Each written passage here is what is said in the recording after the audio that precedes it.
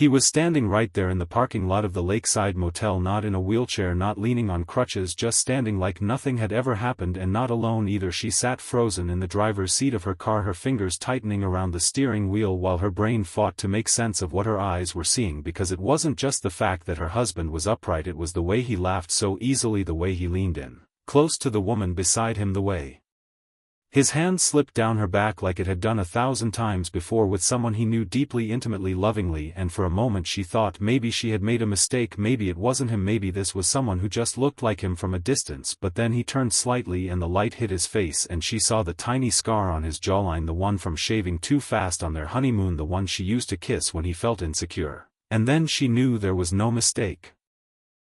It was Daniel, her husband, her Daniel, the man she had fed, bathed, cared for 4 years, the man who had sobbed when they told him he might never walk again, who had told her he understood if she wanted to leave him because he didn't want to be a burden, the man she had stood beside when others would have walked away, the man who had told her every single day how lucky he was that she had stayed and how grateful he was that she had given up her career and friends and freedom to love him as he was.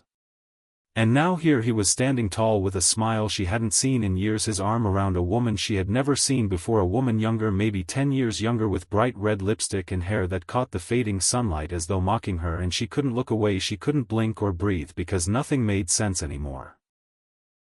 And then the woman kissed him. It wasn't awkward or new, it wasn't testing the waters, it was practiced, deep, familiar, and he kissed her back without hesitation, without guilt, without a glance around, as if he were a free man, as if his wife didn't exist, as if the last 4 years of their life never happened. And that's when the numbness started to fade, that's when the sharp edge of betrayal sliced through her chest and she fumbled for her phone, hand trembling, breath caught in her throat, and recorded. Just a few seconds before dropping it onto her lap like it burned her, because suddenly she felt like she couldn't be there, like she would explode if she didn't get away from the sight of them. So she threw the car into reverse, her eyes stinging, her throat closing, and she drove. 20 minutes later she was sitting in her sister Priya's driveway, still holding the phone, still staring at the paused frame of Daniel, mid-laugh like nothing had ever broken him. She didn't know what to feel, didn't know whether to scream or sob or curl into a ball and disappear, because it wasn't just cheating, it wasn't just betrayal, it was deception on a level she couldn't comprehend. Her mind kept flashing back to the sponge baths, to the nights she sat up rubbing his legs when the phantom pain started, to the sacrifices she made, the loneliness she endured, the guilt she had felt any time she wanted something for herself. All of it now felt like a cruel joke.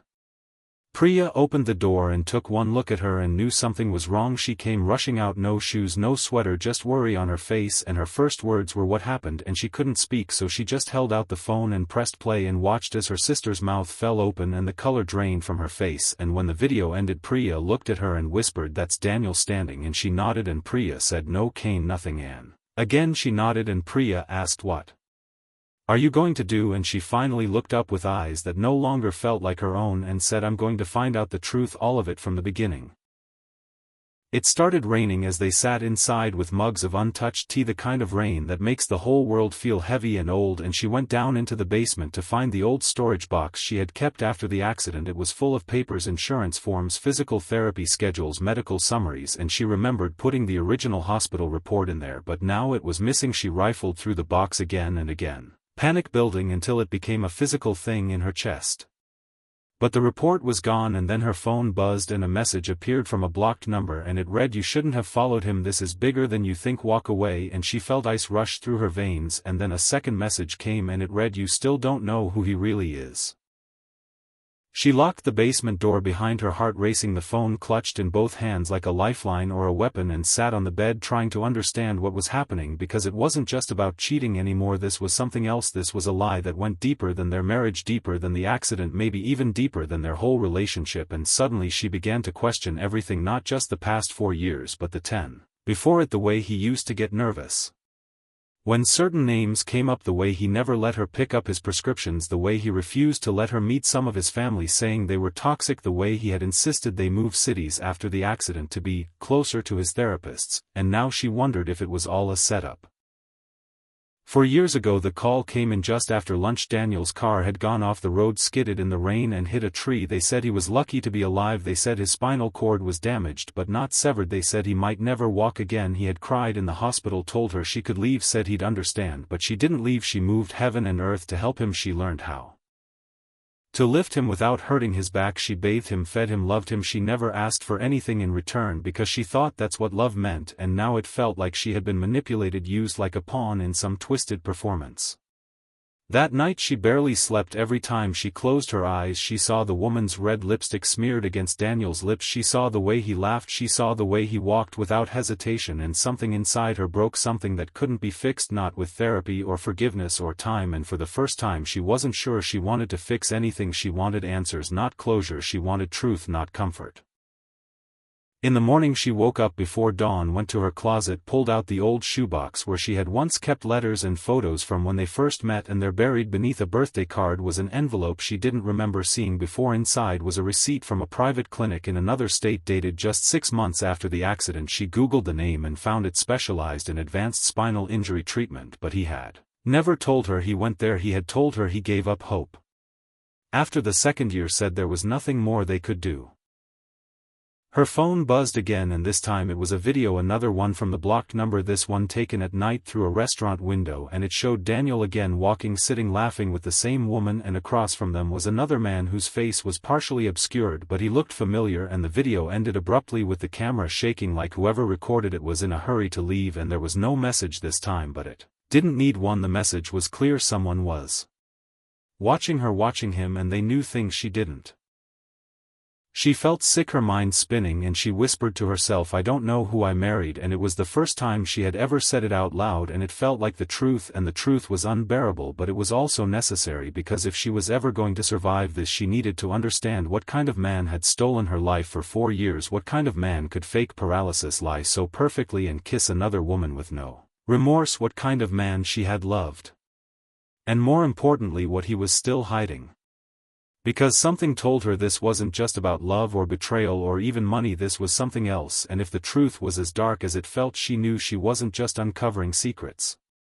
She was walking into danger. But this time she wouldn't walk away. She would walk straight through it. Even if it burned her to the ground. She stared at the blurry image on her phone for a long time, trying to make out the face of the man sitting across from Daniel and the red-lipped woman. Something about the way he held himself, the slight hunch in his shoulders, the shape of his nose, it tickled a memory that sat just out of reach. She knew that man, or at least she had seen him before, but she couldn't place it, and that made her uneasy. It made her feel like she had been in the middle of something all along without knowing it, and the weight of that realization made her legs go weak. So she sat down on the floor, the phone still glowing in her hand, as if it were some portal into a life that had been running parallel to hers, a life where Daniel was whole and happy and lying.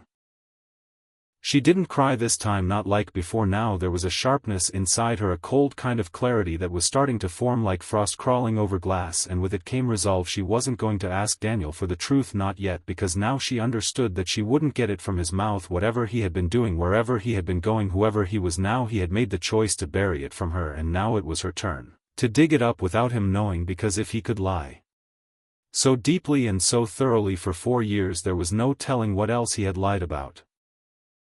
She began by searching the name of the clinic again, the one on the receipt she had found tucked away in the shoebox, and after scrolling past the usual homepage and reviews, she found something strange, a press release dated 3 years ago, a breakthrough case, a patient with severe spinal trauma who had defied expectations and recovered mobility after a controversial and expensive procedure. The release never gave a name, only initials, but those initials matched Daniel's, and the timeline matched too.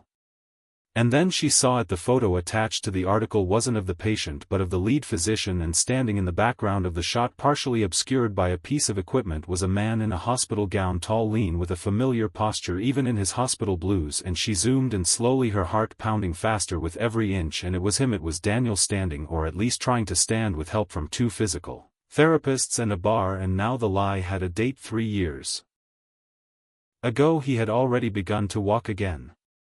She closed her eyes for a second, pressed her palms against them hard as if trying to erase everything and start over, but there was no going back now. This wasn't just a lie, it was a rewrite of her life, a betrayal that stretched back years, and now it had a body, a timeline, and names, and it had a witness, whoever had sent the video, whoever had been watching him and warning her. They knew what Daniel had done, maybe more than she did, and that scared her, but also gave her something else, someone else who might be on her side, or at least not on his. That night she went back to her house, the one she had shared with Daniel for 10 years, the one filled with reminders of a life that now felt like fiction, and she waited. She knew he would be back at some point. He always came back from his therapy appointments around 9 or 10, and he always texted before coming, but tonight there was silence, no message, no call. Just stillness and shadows, and her pacing across the living room like a ghost trying to remember who she used to be before all this. At 10:30 the sound of keys in the lock made her freeze. Her heart paused too, and then resumed in a thundering gallop as the door opened and Daniel rolled in his chair as usual, a gym bag slung over the back of it and sweat on his brow. He looked up and smiled, the same crooked tired smile he always gave after a session, and asked how her day was, and something inside her cracked, but she didn't show it, not yet. She smiled too, a small soft thing, and said, "Fine, just the usual," and then asked how therapy was, and he said hard and joked that he might never get out of the chair, and her knuckles turned white against her sides because the lie was so easy, so practiced, so cold.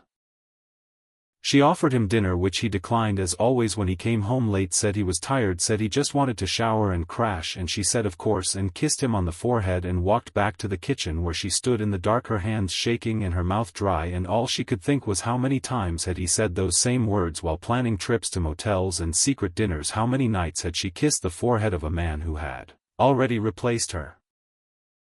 When she heard the water running, she went to the bedroom, opened his gym bag quietly, carefully, and began to search inside the usual things: a towel, spare clothes, deodorant, and then at the bottom something strange, a crumpled envelope addressed to a P.O. box she had never seen before, no name, just the address, and inside a receipt, not for a gym, not for therapy, but for a reservation at the very motel she had followed him to a week ago, room number 12, paid in cash, and the dates lined up exactly with the day she had seen him standing with that woman, and now she had confirmation that wasn't a one-time thing, this was routine, practiced, a second life carved out of her sacrifices. She heard the water stop and zipped the bag shut, slipped out of the room and went to the kitchen where she stood pretending to check her phone as he rolled out in fresh clothes and kissed her goodnight, said "love you" in that same soft tone, and disappeared into their room. And she waited until the door shut, and she locked herself in the guest room and pulled out her laptop and typed in the P.O. box address and started digging. It led her to a private mailbox company on the other side of town, one she had never even noticed before, and the listings were vague, but she made a note to go there first thing in the morning, and then she looked up the motel again, room 12 again, and scrolled through reviews until she found a name that appeared more than once, a woman named Layla M., a guest who always stayed in the same room every week for the past year, and the reviews were all 5 stars. Short and simple and identical, clean, discreet, perfect for rest, and immediately she knew it had to be her, the red-lipped woman, the one Daniel kissed, like he knew her, like he had memorized her. She kept digging and finally found a partial social media profile, a locked account with one visible profile picture. It was her, same smile, same hair, same curve of the neck, and suddenly her name wasn't just a mystery, it was a weapon, something she could follow, something she could use. And then she found an old tag, a comment under a photo from 2 years ago that linked her to a business page for a boutique clinic downtown, a wellness center specializing in trauma recovery, grief counseling, and post-accident reintegration. And now the pieces were shifting faster because the timeline was starting to overlap and collide.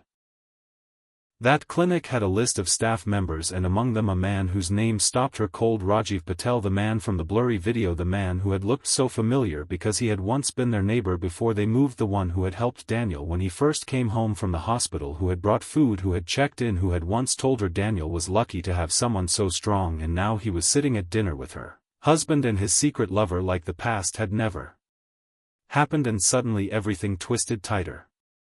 She lay awake that night listening to the silence of the house, feeling the distance between them like a canyon, and wondering how many people knew, how many had smiled to her face while knowing the truth. And as the hours crawled by, she began to understand this wasn't just betrayal, this was a network, a plan, something coordinated and careful and long, and it had never been about love or pity, it had always been about control. The next morning she was at the mailbox center as soon as they opened, asking questions, pretending to be checking on a lost package, trying to confirm whether the P.O. box belonged to her husband, and while they didn't confirm anything directly, the way the receptionist froze when she said his name told her enough. She drove away feeling sick. The world outside looked the same, people going to work, dogs being walked, kids waiting for buses, but everything inside her was different now. She wasn't just hurt, she was dangerous now, because she had nothing left to lose, and she had information, and she had motive, and she had a name. Layla. She typed it again and again into every database she could access, and finally she found what she wasn't expecting. Layla had been married before, 2 years ago divorced now, but her ex-husband had sued for emotional damages after discovering she had lied about her identity for nearly their entire relationship. And suddenly the game changed again, because now she realized this wasn't just about Daniel lying. It was about who Daniel had been lying with. And who they were both hiding from. She didn't sleep that night, her thoughts tangled into knots that pulled tighter with every passing hour. Her breath came shallow and fast, her hands trembled every time she replayed that video in her mind, the same scene over and over again. Her husband, the man she had fed, bathed, lifted, cared for, standing tall and whole beside another woman whose name now rang like a warning bell in her head. Layla M., the woman with a history of deception and manipulation and a wreckage of relationships in her wake, and somehow this woman had crept into her home, her life, her marriage, and made a place for herself beside Daniel like it had been hers all along. Morning came, gray and thick with clouds, and she moved like a shadow, packing a small bag just in case, grabbing all the documents she had collected, everything from the video to the receipts to the screenshots, and stuffing them into a folder marked with nothing but a single red X. She didn't know yet what she was going to do with it, but she knew she had to keep it close, like a weapon, like armor.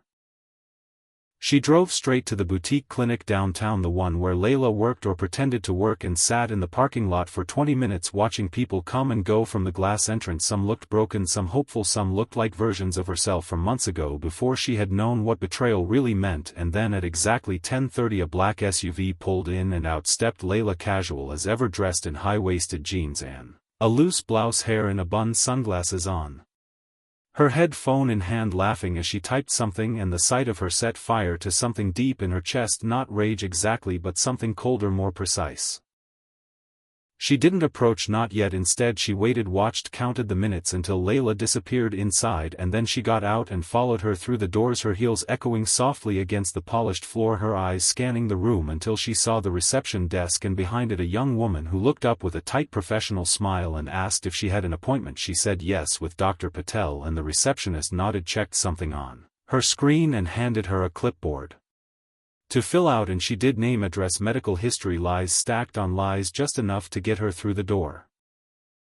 10 minutes later she was led down a hallway, past softly lit rooms with closed doors, past whispering voices behind glass, until she reached the last room on the left, and the door opened, and there he was, Rajiv Patel, calm, collected, too calm. He stood to greet her, and something flickered in his eyes when she said her name, not fear, not recognition, but something close to calculation. He offered her a seat, asked how he could help, and she said she was here because she had been through something traumatic and needed help processing, and he nodded like he understood, and maybe he did, but she wasn't there for therapy, not really.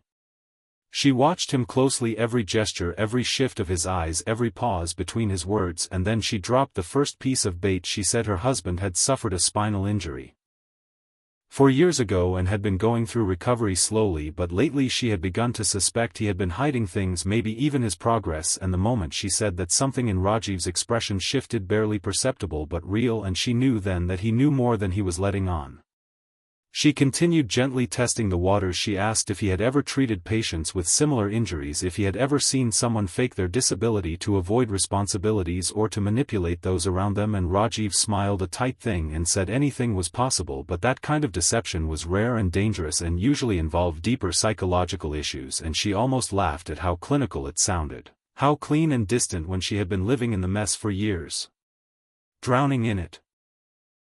Then she asked the question that mattered. She asked if he had ever worked with a patient named Daniel, her husband, and this time the shift in his face wasn't subtle, it was sharp. His jaw tightened, his eyes blinked once, twice, too fast, and then he said no, he didn't recognize the name, but his voice was too smooth, too quick, and now she was sure this man was lying.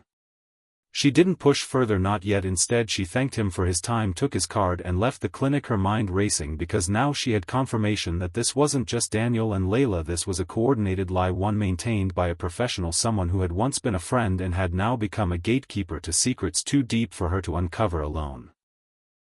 She got back in the car, drove around the block, and parked again, and waited until lunch, when she saw Rajiv exit the building and walk down the street towards the corner cafe, and the moment he disappeared inside she moved fast, re-entered the clinic, and made her way back down the hallway like she belonged there. And then she saw it, Layla coming out of one of the rooms, her face drawn, her shoulders tight, and she was alone, and that was her chance.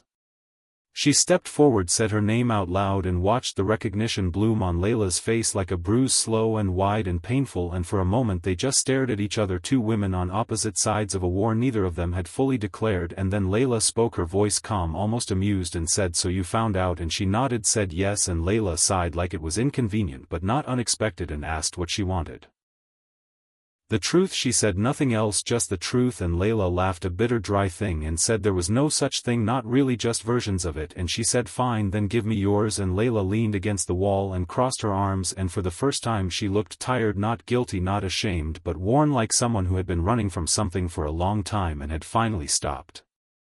She told her they had met at the clinic years ago when Daniel first came for consultation after his third surgery, that he had been broken and angry and scared, and that she had helped him through it, not as a therapist but as a friend, someone who saw him not as a burden but as a man, and slowly that friendship had grown into something else, something complicated and messy and inevitable. And yes, she had known he was married, and yes, she had tried to stop it, but Daniel had said it was over in all but name, that his wife was more caretaker than partner, and that he felt trapped and unloved. And Layla said she believed him because she had been desperate to be believed herself, and now she didn't know anymore what had been real and what had been manipulation. She listened to all of it without speaking, her jaw clenched, her hands cold, because even if it was all true, even if Daniel had lied to both of them, it didn't make it hurt any less. And then she asked why keep it going, why the lies, the secrecy, the motel rooms? And Layla said because Daniel was afraid of losing everything, afraid of being seen as weak, afraid of confronting the life he had built on guilt and pity and control. And she realized then that Daniel had never been the man she thought he was, not even before the accident. He had always been playing roles: charming, vulnerable, dependent, strong, whatever the moment required. She thanked Layla then and walked away, because there was nothing more to say, nothing more to hear. She had the truth, or at least enough of it, and now she had to decide what to do with it, because she couldn't live like this, not anymore, not with a man who had erased her bit by bit, day after day, while smiling in her face and kissing her goodnight and whispering "I love you" through clenched teeth. That night she didn't go home. She checked into a hotel under a different name, turned off her phone, and sat with the folder of evidence on the bed in front of her, the photos, the receipts, the printouts, the video, and for the first time she laid them all out side by side like puzzle pieces, and slowly the picture came together: a timeline of deceit, a map of betrayal, a story that wasn't just about love lost but about a life stolen, repurposed, rewritten without her consent. She stared at Daniel's face in one of the pictures, the one where he stood tall outside the clinic, arms wrapped around Layla, eyes closed, mouth open in laughter, and she didn't feel grief or rage anymore. She felt purpose, and that was new, that was power. She began to write, not a message, not a letter, but a plan, step by step, line by line, everything she would need to do to take her life back, not just leave him but expose him, protect herself, rebuild, and maybe, just maybe, make him pay in the one way he never expected. Not with tears, not with begging, but with truth. Cold, unflinching, undeniable truth. The kind that shatters everything it touches and leaves nothing but the real behind. She walked through her house like a stranger, eyes scanning the rooms where every object now seemed placed by a liar, every photo a frame for a fake, every memory contaminated by the weight of what she now knew. The kitchen smelled like citrus cleaner and betrayal, and the hallway echoed with silence too loud to ignore. She didn't cry, not anymore, not after last night, not after laying out the truth like a surgeon before an operation. She was done feeling small, done feeling lost, done feeling like a woman whose entire life had been built on the mercy of a man who used pity like currency. She opened the safe in the office, entered the code she never told Daniel. She changed and pulled out the flash drive labeled summer budget, a lie like everything else on it was every bank statement, every withdrawal, every hospital receipt, every line of evidence she had spent the last few weeks gathering, every lie frozen in time, ready to be melted by truth. She had enough now, more than enough, and she knew Daniel was not ready for what was coming. She called her sister that afternoon, told her everything, every sick detail, every broken promise, every manipulation, and her sister didn't say "I told you so," though she had warned her about Daniel for years. Instead she said, "Good, I'm glad you're finally seeing it." And then she asked, "What are you going to do?" And she answered calmly, "I'm going to take my life back." She began with the lawyer, a quiet woman with eyes like ice and questions like knives, who listened without blinking and then said, "We can make this clean or we can make it brutal." And she chose brutal because Daniel had never given her clean, never once in 4 years of marriage, and certainly not in the final betrayal. And the lawyer smiled and said, "Then we begin." She filed the papers under a pseudonym, had them sealed, expedited, marked for privacy. She filed for divorce, for financial fraud, for emotional damages and medical manipulation. She had the records to prove it. Daniel had used her insurance for treatments he had faked. He had forged her signature on painkiller prescriptions. He had drained their joint savings and funneled it into a clinic where he didn't go for help but for her. She sent a letter to the clinic's board, every email and receipt printed and signed, a full report on unethical treatment, emotional manipulation and fraudulent medical records, all linked to Dr. Rajiv Patel and the patient Daniel M., whose files she had secretly copied during her visit. The board wouldn't protect him, not when they saw what she had, and she knew they would see it because she had mailed 5 copies in 5 different names, and one to a reporter who specialized in medical scams, and one to the licensing board, and one to a lawyer she didn't even hire just in case.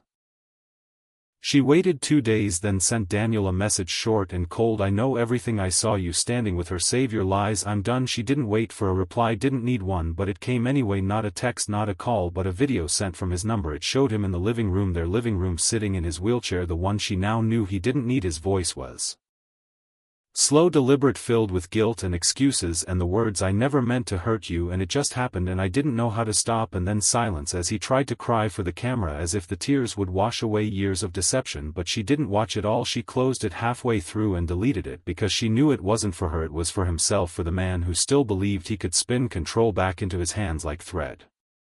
She knew better.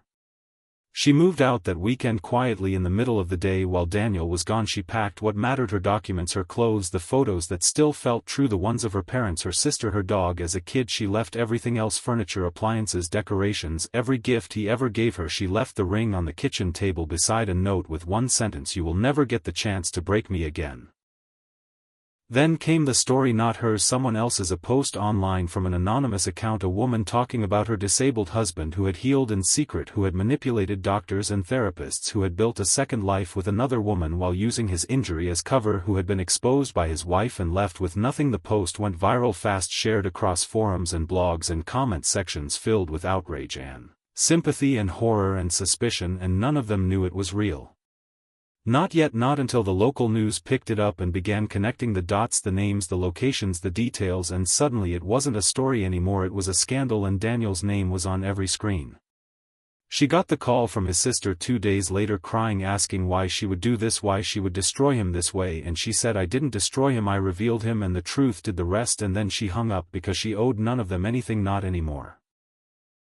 Daniel called once, just once, a voicemail that started with silence and ended with threats about reputation, about legal action, about what he would do if she didn't stop, and she forwarded it to her lawyer, who sent back 2 words: perfect evidence.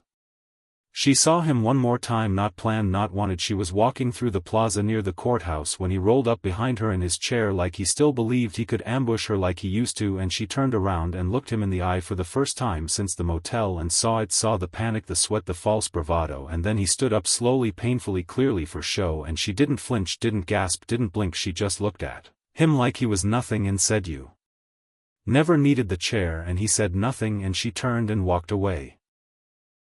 She had nightmares for weeks, not about Daniel but about herself, the version of her that stayed too long, that ignored the signs, that clung to the love she thought she had. She woke up sweating, shaking, gasping, but each time it got easier. Each time she remembered she was not that woman anymore. She was not broken, she was not blind, she was not his.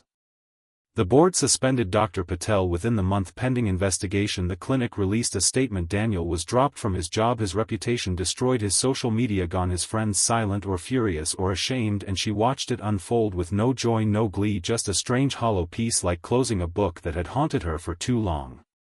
She moved into a small apartment by the sea, light and quiet and clean. She painted the walls herself, colors she loved, not ones they had compromised on. She got a cat, named it Justice, and spent evenings watching the waves crash and rise and fall, and she smiled, not because it was over but because she had survived, and because now every decision was hers. She went to therapy, finally real therapy, not through Daniel's insurance, not in secret. She told the truth, all of it, laid it bare, and cried until her chest hurt, and then stopped crying and talked and then listened, and slowly the therapist said something that stayed with her forever: you weren't weak for loving him, you were strong for leaving. And she believed it. For the first time in years she believed it. The apartment was quiet that evening except for the distant sound of waves and the occasional creak from the wooden beams above her. She was writing again, journaling, filling pages with memories, emotions, fragments of herself she had buried just to survive, and for the first time in a long while she didn't feel like she was drowning. The space was hers, the air was hers, the silence wasn't empty, it was healing. She made tea, sat on the balcony and watched the sky melt from blue to fire orange. Her phone stayed off most days. The quiet was a new kind of power until one morning the knock came slow 3 times and she knew even before she opened the door that something was off. Her neighbor stood there wide-eyed holding a thin manila envelope and said, "This came for you." I think it was dropped by mistake and she took it without speaking, fingers trembling slightly. The envelope was unmarked, sealed tight, and she stared at it for a moment before sliding her thumb along the flap, and inside was a single sheet of paper handwritten in a slanted rushed scrawl, and at the bottom a name she hadn't heard in nearly 8 years, her ex-best friend Zara. Zara, who had disappeared from her life without explanation around the time she met Daniel. Zara, who had once been closer than a sister, who had vanished just before the wedding and never returned, and now here she was back on paper in ink, and the letter began with an apology, a heavy bruising confession that she had to read 3 times to believe. Zara said she had lied back then, not just disappeared but left on purpose after Daniel had cornered her one night, threatened her, warned her to stay away and never contact his wife again. And Zara said she had believed him because he seemed desperate, because he knew things about her past she thought buried and he used them, and she had kept quiet all these years, watching from a distance, wondering if she had made a mistake. And now, after everything had exploded, she couldn't stay silent anymore. And the letter ended with a line that changed everything. "Daniel didn't just fake his injury, he faked everything, including how he met you. I should have told you then. I'm telling you now, he planned the whole thing from the start." The words blurred on the page and she felt the cold creep into her bones, like betrayal had climbed into her skin again. But this was deeper. This wasn't just cheating, this was manipulation before the beginning. It wasn't love, it was architecture. He had built their story like a blueprint, piece by piece, to control, to isolate, to own her. And she needed answers, real ones. She needed to know how far back the lie went and what else she had mistaken for truth. She called the only person who might know, Rajiv. He had been silent since the scandal, lost his license, shut down his practice, but she found his number in the original documents and texted a single line, "You owe me the truth." And 3 days later he replied, "Meet me in person, I'll talk," but only once, and she agreed. The cafe was nearly empty when she walked in. He was already seated, face thinner, eyes dark, no trace of arrogance left. He looked like a man unraveling, and when he saw her he stood for a second, then sat again as if unsure whether he still deserved to breathe the same air. And she didn't speak. She let him start, and what he said first was not an apology but a confession. He said, "I was in debt, I was desperate. Daniel came to me with a deal. He wanted to fake a long-term recovery, wanted records that showed slow progress that couldn't be verified externally, and I said no at first, but he had leverage, a video from a night I barely remembered, a threat to expose me, and so I agreed." He leaned forward, hands shaking, and said he never needed a wheelchair. "I don't think he ever did, not after the first few months, maybe not even then. It was all for control, sympathy, a way to get everyone, including you, exactly where he wanted them." And she asked why, what did he want? And Rajiv looked up and said, "Power. Some men aren't after love, they're after control, and you were his perfect mirror, strong, smart, kind. He couldn't stand that, so he broke you slowly, methodically, until you became someone he could cage."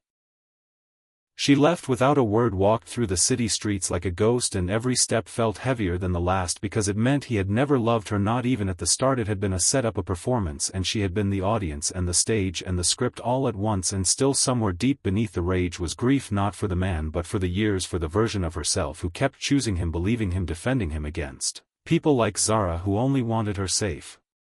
She went home, poured herself a drink, something she rarely did, and sat with every journal, every note she had written, every message he had sent in the early days when she thought their love was real. And as she reread them with new eyes, she saw it, saw the signs, the micro-controls, the guilt traps, the way he turned every question into a test, every boundary into a betrayal. And she felt sick, not with regret but with the weight of how easily trust becomes a weapon. That night she wrote back to Zara a long letter full of tears and thanks and promises she wished she had made sooner, and the next morning she mailed it with trembling fingers, and for the first time in years she felt a little less alone. She wasn't the only one scarred by him, she wasn't the only one who had to crawl out of his shadow. But just as the dust began to settle, just as she began to believe the worst was behind her, another letter arrived, this one not in an envelope but taped to her door, scrawled on the back of a photo of her and Daniel on their wedding day, the image torn in half, his face crossed out with red ink, and beneath it a message written in block letters, "You took everything from me, now I take it back." She froze, heart pounding, because it wasn't his handwriting, it wasn't Zara's, it wasn't Rajiv's, it was someone else, someone watching, someone angry, someone dangerous. And suddenly she realized this story wasn't over, the storm hadn't passed, it had just shifted direction, and now it was coming for her again.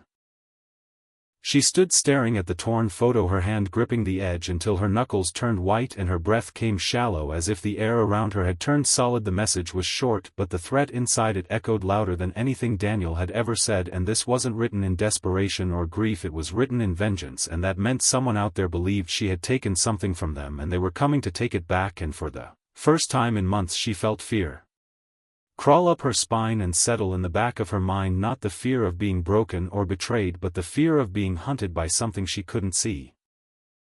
She took the note inside, locked the doors, checked the windows, made sure everything was secure, and then sat at the kitchen table where the light was warm and familiar and tried to breathe, because panic would not help her now. She had survived lies, cruelty, humiliation, but this was different. This was danger from the shadows, and she needed clarity. So she looked again at the handwriting and tried to remember if she had seen it before, and then her mind clicked back to a name she hadn't spoken since that awful night at the motel. The other woman, the one Daniel had been with, the one who stood beside him while he faked weakness and whispered comfort into her place. Her name was Elise. She hadn't thought about Elise beyond the motel, hadn't searched for her, hadn't needed to, because she had been focused on reclaiming her own life. But now her name surfaced like something pulled from deep water, and it brought with it memories of a face half lit by yellow motel bulbs, a voice too sweet to trust, and a hand that reached for Daniel's shoulder like she had always belonged there. And suddenly she knew, without proof, without logic, just knew that Elise had written the note. She searched online, found a profile linked to Elise, her last name changed, her city the same, and photos of her and Daniel together, older, grainier, more hidden now, but still visible, tagged by others. And though most comments were neutral, one caught her attention, a single word beneath a picture of Daniel standing in front of a mirror with Elise's arm looped through his shoulder. The word was liar, and it had been posted only a few days ago, and the account that posted it had no photo, no posts, no followers, just that one word and a name, user 45763. Something about it felt intentional, like a message, like someone else was trying to warn her, or maybe warn Elise. And so she clicked the profile, followed the trail back through metadata links, digital footprints, and after a few hours she discovered it was linked to a burner email, which was linked to a social justice blog, and one of the contributors had written a long piece about surviving narcissistic abuse, and buried halfway through the post was a sentence that made her blood freeze. My abuser used a wheelchair as a costume and fooled an entire city. She emailed the contributor anonymously, asking questions, careful and neutral, and after a day received a reply that began with "I know what you're going through" and ended with Daniel's real full legal name and a link to a public lawsuit filed years ago in another state for coercion, emotional abuse, and identity fraud. And the plaintiff's name was not Elise, not Zara, not her own, but someone named Claire, someone else who had survived Daniel's cycle and left, and who now fought to expose him under legal protection. And the blog writer was Claire.